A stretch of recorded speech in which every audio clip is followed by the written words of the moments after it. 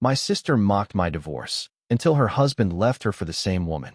Before we begin the story, make sure to subscribe to our channel and never miss more incredible stories every day. You'd think the worst part of a divorce would be the end itself, the paperwork, the tears, the empty house echoing with memories. But for me, the pain had a voice, and it sounded like my own sister's laughter echoing through the family kitchen. I still remember the sting as she leaned across the counter, smirking over her mug of tea. "Maybe if you'd kept things interesting, he wouldn't have strayed," she quipped, loud enough for everyone to hear. My cheeks burned. The family pretended not to notice, eyes darting down to their plates, but I felt every ounce of shame in my bones. I'd just lost my husband to another woman, and now my own flesh and blood mocked my heartbreak. Later, I'd learned she'd been gossiping for weeks, texting cousins, whispering in corners, painting me as desperate, boring, the architect of my own misery. She flaunted her marriage, posted filtered photos of family trips, always highlighting her husband's devotion. "Some of us know how to hold on to a man," she'd say, not caring who heard. Each jab chipped away at what little self-worth I had left. But karma never asks permission. Flash forward. The same woman who stole my husband, the one my sister called a vulture, turned her predatory gaze on my sister's life. I watched it unfold like a cruel mirror. Her husband, once her pride, grew distant, secretive, always glancing at his phone. I recognized the signs, the small lies, the hollow apologies. The night everything changed, my sister called me, voice shaking. He left. For her. The same woman. And as the truth shattered her world, I felt a surge of something I hadn't felt in years: justice.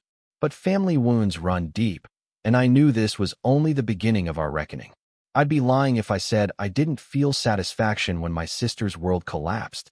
At first, for months, I'd been the family's cautionary tale, the punchline at dinners, the woman who couldn't keep her marriage together. Now it was her, sobbing on the other end of the line, begging me to explain how I'd survived what she was just beginning to feel. She didn't apologize. Not then. She just wailed, "How could he do this to me?" The irony was almost poetic, but instead of gloating, all I felt was exhaustion. "You're asking the wrong person, Sarah," I replied, my voice steadier than I expected. "Maybe ask him." Her anger flared. "Don't you dare act like you're above this. You know what she's like. She ruins lives. You should have warned me." Warned her? I wanted to scream. I tried. She just hadn't listened. She never listened. For days, the family chat blew up with messages. Our mother, who once avoided the subject of my divorce, was suddenly full of sympathy for Sarah.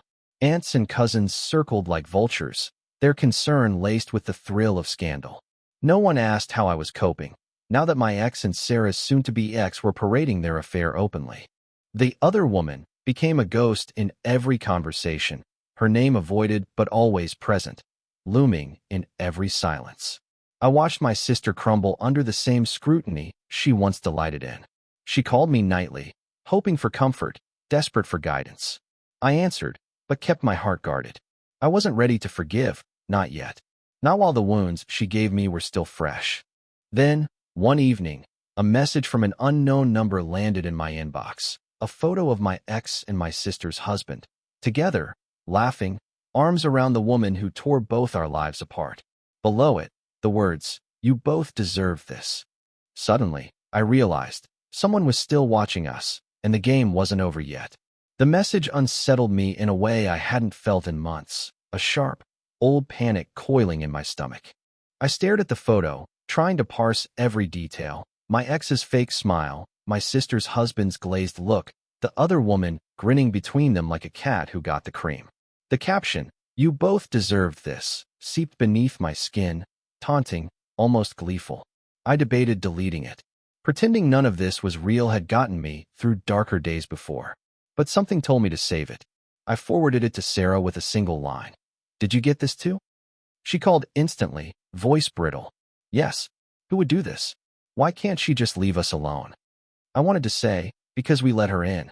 Instead, I asked, "Has she messaged you directly?" A pause, then a sigh. "She keeps liking my posts, sending friend requests from fake accounts. I blocked her, but she always finds a way back." That night, the family group chat simmered with tension. Sarah was uncharacteristically silent. Mom messaged me privately. She needs you. You're the only one who understands. Understand? I wasn't sure I did anymore. Was this karma, or just another cycle of pain? Even our aunts, who once cheered Sarah's perfect life, now swapped theories and judgments, eyes shifting away from me for the first time in a year. I found myself scrolling through old texts from my ex, rereading his gaslighting apologies, his broken promises. I wondered how long the other woman had been waiting in the wings. How many conversations had happened behind my back? Had Sarah's husband and my ex compared notes, shared secrets, laughed at our pain? A new message arrived, this time from the other woman herself, using a burner account. You sisters always thought you were better than everyone, but you both ended up alone. My hands shook as I typed back. Why are you doing this? Her reply was instant. Because I can. And in that moment, I realized she was still playing with us. And neither of us was free. After that last message, sleep was impossible. My thoughts circled endlessly. Anger, grief, a shame that felt too familiar. How did we let this woman turn our family into a spectacle? I remembered Sarah's taunts, the way she'd smirk and say, "Some people just attract drama." Now, that drama was eating her alive, too. In the morning, Sarah texted, "Don't answer her. Just block and ignore." But ignoring never worked, not really. Every new account she made was a reminder. This wasn't over. At work, I caught myself checking my phone for threats, for gossip, for some sign that it was all behind me. No such luck. The next family dinner was a study in tension. Mom kept glancing at Sarah, hoping for smiles, pretending nothing had changed. Dad asked after my job, voice forced and careful. Sarah avoided my gaze, focusing on her untouched plate. The other woman had fractured us, but the cracks ran deeper than any one person could fix. Halfway through dinner, an alert popped up on my phone, a tag on a public post. Against my better judgment, I looked. It was a picture from years ago. Sarah, her husband, me, my ex. All of us laughing at some long-ago barbecue. The caption, "The perfect family. Too bad it never lasts." For a second, I couldn't breathe. Sarah caught my eye across the table, her face white. "You got it too," she mouthed. I nodded, both of us suddenly small, exposed. That night, I lay awake, listening to my phone buzz with private messages, some cruel, some pitying, none helpful. I wanted to delete everything, move away, start over. But I couldn't leave Sarah to face it alone. As much as I resented her, we were in this mess together now. Then, just past midnight, I got a call from a blocked number. I almost let it ring out, but curiosity and dread won. On the other end, a familiar voice whispered, "You're next." And just like that, the nightmare deepened. There was more to this story, and I wasn't done fighting. The voice on the phone sent a chill straight through me. "You're next." Just 3 words, soft, almost playful, but they felt like a threat carved into my bones. I stared at the ceiling, clutching my phone long after the call ended, heart pounding with a mix of fear and rage. Sleep never came. By morning, my head throbbed and my nerves were raw. I told myself it was just a prank, a power play from a woman who got off on chaos. But I couldn't shake the feeling that she was everywhere, watching, waiting, smiling somewhere in the dark. I called Sarah first thing. She answered on the first ring, her voice a wreck. I got the call too. She said we deserved to be alone. It was the first time we'd spoken honestly since her marriage imploded. All the old walls crumbled. "What do we do?" I asked, voice small. "We survive," she whispered, and for once, there was no mockery, just fear and exhaustion. The next few days were a blur. Every time I left the apartment, I felt eyes on me. At work, I caught whispers. Someone had leaked my divorce drama, my sister's scandal, even the mess with the other woman. My inbox filled with messages from old friends, some supportive, some gleeful. The shame returned, familiar as a scar. Sarah and I started talking every night. Sometimes we cried. Sometimes we just sat in silence, clinging to the shared pain neither of us had chosen. She finally admitted, voice trembling, "I was so cruel to you. I thought it could never happen to me." I didn't have the strength to forgive her, not yet. But I wasn't angry anymore. We were both victims, and neither of us knew how to end the cycle. One night, Sarah suggested, "Maybe it's time we stop hiding. If she wants to ruin us, let's tell the truth first." Her words sparked something inside me. Maybe the only way out was through. But if we went public, would the storm finally end? Or just get worse? Sarah's idea haunted me for days. What if we just told our side? No more secrets. No more letting the other woman twist the narrative for her own entertainment. But the thought of airing our pain for everyone, family, friends, strangers, made my skin crawl. I sat with it in the dark, scrolling through the endless feed of posts and whispers, and realized she already owned our story. She'd made us the villains, the fools. Our silence was just another gift to her. So I called Sarah. Let's do it. Let's take it back. We drafted our post together, careful and raw. We told the truth about my divorce, about Sarah's betrayal, about the woman who played us both. We didn't name names, but the facts were enough. We admitted our mistakes. Sarah wrote, I mocked my sister when her marriage ended. I thought I was untouchable. I was wrong. Hurt people hurt people. We hit post at midnight. The response was immediate, a wave of shock, support, and, of course, hate. Some relatives messaged apologies. Others accused us of airing family laundry. A few people DM'd us stories of their own heartbreak, their own cruel twists of fate. For the first time, the silence wasn't suffocating. It felt broken, open, a space where something new could grow. The other woman messaged from another burner account, furious. You think this makes you look strong? You just look pathetic. But I didn't care. Her words had lost their sting. Sarah and I spent that night together, eating takeout on her couch, laughing through our tears at the absurdity of it all.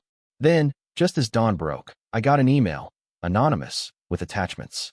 Photos, screenshots, evidence of more affairs, more secrets, webs that reached even deeper into our family. This wasn't just about us anymore. The next chapter would force us to face truths we never wanted to see. The email sat in my inbox like a ticking bomb. My hands shook as I clicked through the attachments, grainy photos, flirty messages, screenshots of conversations I didn't want to believe. The other woman hadn't just targeted my marriage or Sarah's. She'd been circling our extended family for years, teasing, provoking, destroying trust wherever she went. One screenshot showed my cousin's husband at a bar, arms slung around her. Another message hinted at an affair with a family friend. The realization hit me like cold water. This wasn't a personal vendetta. It was sport for her. She thrived on the chaos, on pitting people against each other, feeding on pain. Sarah stared at the evidence, jaw tight, eyes shining with tears. She's ruined lives for fun, and we let her in. I nodded, grief and anger warring inside me. We thought we were special, but she never cared about us. She wanted attention, control. We debated what to do. Exposing her would mean detonating a bomb in our already fractured family. But silence meant letting her keep winning. Sarah finally said, we have to tell them. All of them. Even if they hate us for it. So we did. We gathered the proof and called a family meeting, a move guaranteed to set off fireworks. That evening, faces familiar and strained gathered in Sarah's living room, tension so thick it hurt to breathe. I took a deep breath and shared the truth. Photos, messages, everything. The gasps, the shouting, the tears. It was a storm I'd dreaded, but it was also the first honest moment we'd had in years. One uncle stormed out. An aunt broke down sobbing. But no one doubted us. As the meeting ended, Sarah squeezed my hand. No more secrets. Not ever. But I couldn't help wondering, what would our family look like on the other side of this reckoning? And would we ever be whole again? The family meeting sent ripples through our lives that couldn't be contained.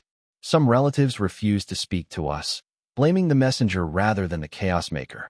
Others offered quiet thanks, admitting they'd sensed something wrong but never dared to voice it. The other woman vanished from social media, her accounts wiped clean overnight, like she'd never existed at all. But her damage lingered everywhere. Divorces filed, old grudges reignited, trust shattered. Sarah and I became a strange kind of team.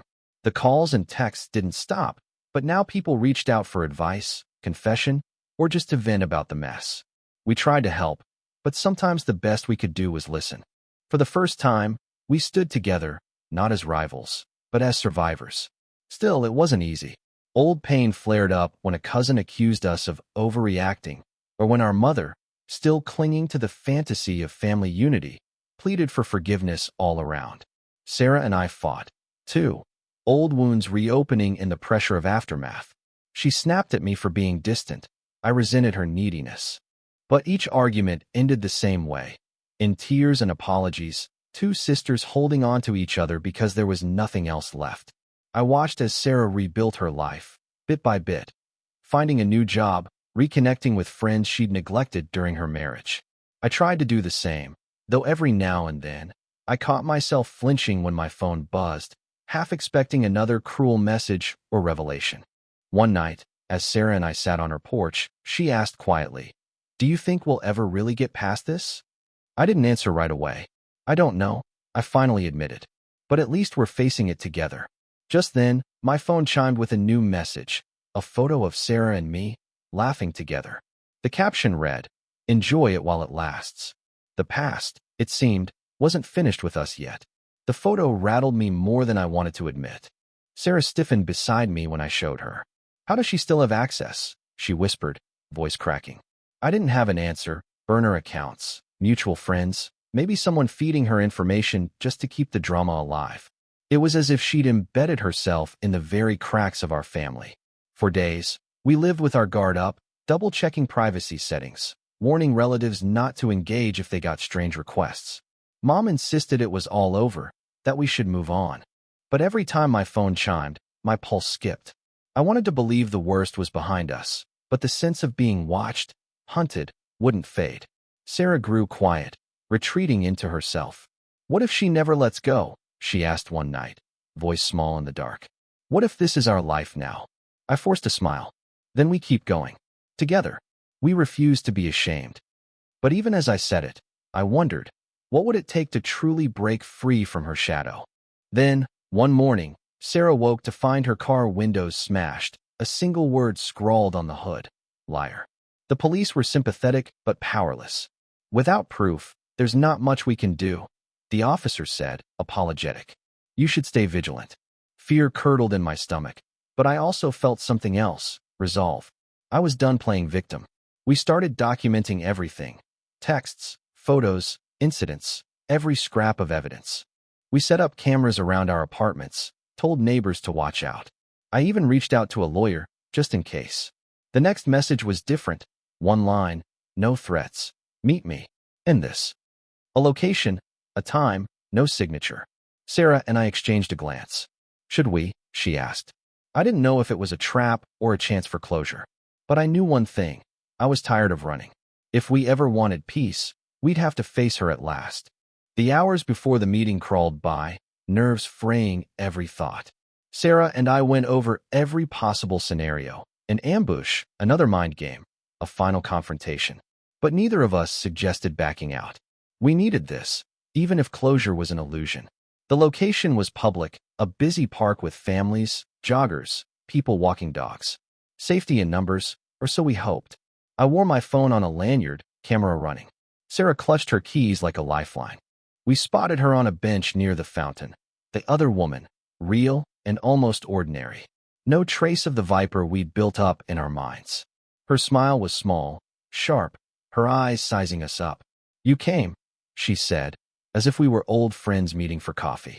Sarah stood rigid. "Why are you doing this? Haven't you done enough?" She shrugged. "You two think you're so different. But you're just like everyone else, hungry for drama, desperate to be victims. I never lied about who I was. Your husbands made their choices." Her words were a slap, but I refused to flinch. Why target us? Why not just move on? The woman leaned forward, voice almost gentle. "Because I could. Because it was easy. People want someone to blame.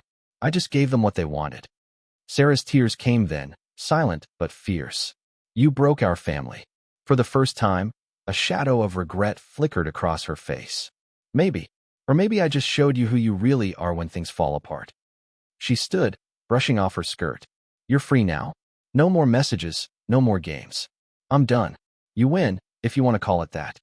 We watched her walk away, swallowed by the crowd. I felt hollow, not victorious.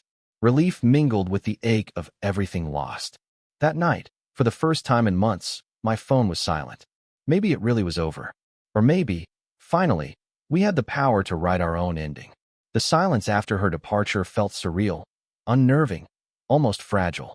Sarah and I sat on the park bench, unsure if we should laugh, cry, or just let ourselves breathe for the first time in what felt like years. For a long while, we said nothing, just watched the fountain glimmer in the afternoon sun. On the walk back to Sarah's place, she squeezed my hand. Do you believe her? That she's really done? I shrugged, feeling older and lighter all at once. I don't know, but I believe we're done letting her decide who we are. She can haunt someone else's life if she wants. I want mine back. Sarah nodded, wiping away a tear that might have been grief or relief. I miss who we used to be. So do I admitted. But maybe that version of us was always a little bit broken. We made a pact that night. No more digging through old messages. No more chasing ghosts or replaying betrayals. We would give ourselves permission to move on, even if the scars lingered. Days passed. No new messages, no late-night calls, no photos lurking in our inboxes. Our family, still fractured, began to settle. Some relatives softened, reaching out with tentative apologies. Others kept their distance, unwilling to let go of old narratives. Sarah and I found comfort in small routines, movies, coffee runs, walks in the park, laughter returning by degrees. One evening, as we watched the sun set from her balcony, Sarah asked quietly, "What comes next?" I smiled, not entirely sure. We keep living. We forgive ourselves. And maybe one day, we forgive each other completely. For the first time since everything fell apart, I felt hope. Not the naive kind, but the quiet, stubborn hope of survivors who finally refuse to be defined by someone else's chaos. With the chaos finally gone, life felt strangely quiet, almost too quiet. I caught myself checking my phone out of habit, expecting drama, but all I found were birthday reminders and work emails. Sarah, too, seemed adrift. She'd call for no reason, or drop by my apartment just to sit together in the silence. It was healing and awkward and raw. Some nights, we'd talk about the past, replaying old conversations with fresh eyes. Sarah confessed, "I spent so long resenting you for things that never even happened. I wanted to believe my marriage was perfect. Maybe I needed you to be the example of failure, so I could feel safe." I nodded, honesty sharp but freeing. "I wanted you to hurt. I hated you for how you treated me. I'm not proud of it." For a while, there was nothing more to say. It was enough just to admit it, to look at each other without the armor of old hurts. Forgiveness came slowly, not as a single moment, but as a series of small choices, listening instead of accusing, trusting instead of doubting, reaching out instead of retreating. Our family was still in pieces. Some relatives still picked sides, whispering behind closed doors. But Sarah and I stopped caring. We started making new memories. Brunch at the cafe we used to avoid, weekend road trips, a sister's night out where we danced like fools and let ourselves laugh, truly laugh, for the first time in years. There were setbacks, too, triggers we hadn't expected. The sight of our exes, the anniversaries of old wounds, the occasional angry message from a relative unwilling to let go of the past. But every time we stumbled, we picked each other up. One afternoon, as Sarah and I packed for a weekend trip, she smiled and said, "You know, I think we're finally free." I looked at her, hope fluttering in my chest. Maybe we always were. We just needed to choose it. And as the sun poured through the window, for the first time, I truly believed it. Spring arrived with a sense of possibility, gentle and green. Sarah and I found ourselves craving change, not the desperate kind that comes from running, but the slow, hopeful kind that feels earned. She started looking for a new apartment, something all her own, free of ghosts and old memories. I signed up for a pottery class, craving the simple joy of making something with my hands. Our parents noticed the shift, too. Mom would linger after Sunday dinners, less worried, more present. Even Dad, who had struggled to hide his disappointment during the worst of it, seemed to soften, cracking a rare smile as he watched Sarah and I swap stories over dessert. The family wounds weren't gone, but they were healing. Awkward apologies, long walks, even laughter shared with relatives who had once taken sides. There were setbacks, of course, rumors that would flare up at the edges, or a stray comment at a family gathering that stung more than it should. But those moments came less often, and their power faded quickly. Sarah's ex moved out of state, taking his drama with him. My ex remarried, a blip of news I read with a mixture of relief and closure. The other woman disappeared entirely. No more burner accounts, no more threats. For the first time, it felt like our story belonged to us again. We both tried new things. Sarah learned to ride a bike, cackling like a kid the first time she wobbled down the street. I traveled for work, something I'd always put off, sending her postcards from cities neither of us had ever seen. One evening, sitting on her new balcony with glasses of cheap wine, Sarah raised a toast to second chances, even when they're messy. I smiled, clinking my glass to hers. To us, sisters, imperfect, stubborn, and finally free. And as twilight settled around us, I knew that the worst was truly behind us, and the rest, whatever it was finally ours to shape. Summer crept in, golden and slow, and the world felt wider somehow. There were moments, still, when the old pain caught me off guard. A song on the radio, a glance at a forgotten photo, a stray thought that made my heart clench. But mostly, there was space. Space to feel everything, to let go, to move forward without fear. Sarah and I spoke honestly now, not out of habit or obligation, but because we wanted to. We shared our setbacks, our tiny triumphs, a promotion at work, a new friend, a day without replaying the old betrayals. We even started planning a trip together, something wild, a place neither of us had baggage or history. One afternoon, as we sorted through boxes in Sarah's new apartment, we found a faded envelope filled with photos from our childhood. There we were, two girls in matching dresses, covered in ice cream, laughing so hard the world seemed perfect. She held up a picture, tears in her eyes. "Do you think we'll ever be those girls again?" I hugged her, gentle but sure. "No, but I think we'll be something even better. Two women who survived, who chose each other, even when it was hard." Forgiveness wasn't an announcement. It was in the small choices, returning a call instead of ignoring it, giving grace instead of an accusation, remembering love before hurt.